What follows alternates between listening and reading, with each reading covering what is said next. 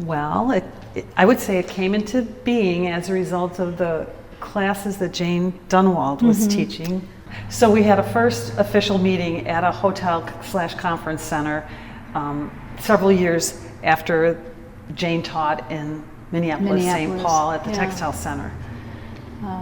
And at that time, I think, some of it was revolved around, we all had this pretty common understanding of what art cloth was, and that was a plain piece of fabric that got dyed and or painted and had multiple levels of techniques that you applied to it, and then it was hung so that it basically had movement, so that you could see that it was cloth. And that was important because, well, we were very committed to creating something that was cloth only, and we were very invested in making a point to the artistic community that cloth in itself was valuable. And when Barbara talks about the layering, the different processes, for many people the goal was to try and create a composition that had depth, because the different processes would create different illusions of depth. It would give the illusion of a three-dimensional surface on a two-dimensional plane. We were very skeptical if someone did a 1-yard piece. That wasn't art cloth. Right. It was supposed to be a full 2 yards, don't chicken out, Yeah. do the whole piece. And some people preferred having single subjects on their art cloth. Others, like my preference was to run the design off the edge so that the eye would continue the design in all directions. But everybody evolves in different ways. Jane had a presence in Texas, and she was able to secure a show at the International Quilt Festival, a special exhibition, very early on. Maybe that was about year 5, somewhere in there, year 5 and 7 in the early 2000s, and that was a milestone that we got to show our work on an international platform. Well, and the fact that it was cloth, not a quilt, was big, and I think only because of Jane were we able to get that into that venue. But I would say after that, people started to incorporate more things, more stitching, more, I would go so far as to say quilting techniques, or drawing on it with markers or with just ink or something. They would be able to do that. So that started to change. And then when would you say spoon flower-like things came into being? Online printing. 15 years ago, maybe? Yes. 2010? 2010? Around 2010. That seems about right. But back at that time, within the group, it was a big discussion. Could that be considered art cloth? Because you hadn't physically applied all these layers, and a lot of discussion back and forth about how a lot of that same thinking happened, but it happened before it got on the cloth.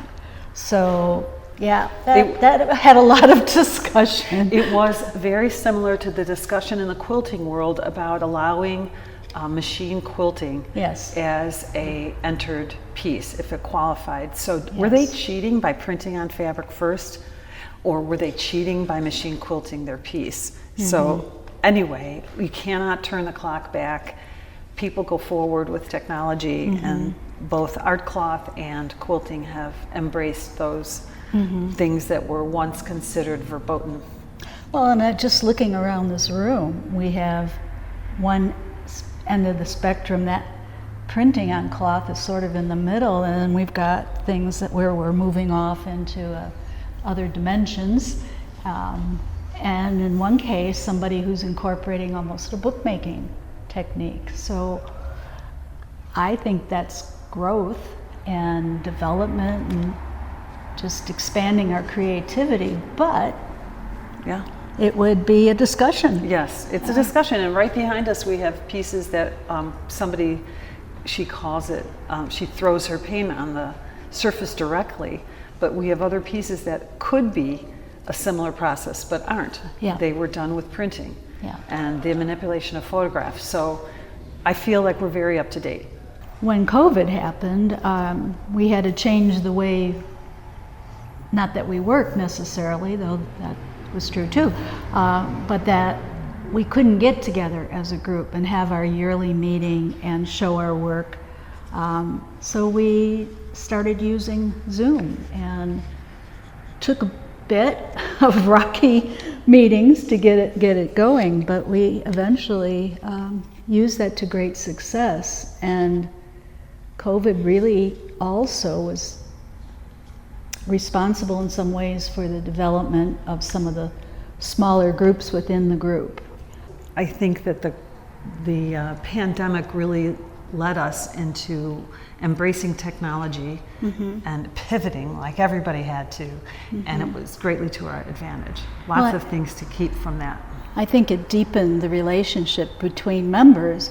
You know, before that, you would see somebody once a year if you were both at that meeting. And this allowed us to stay much more in contact with one another and learn. Okay. Well, I would like to also say that in 2025, we are still interested in members who are working regularly.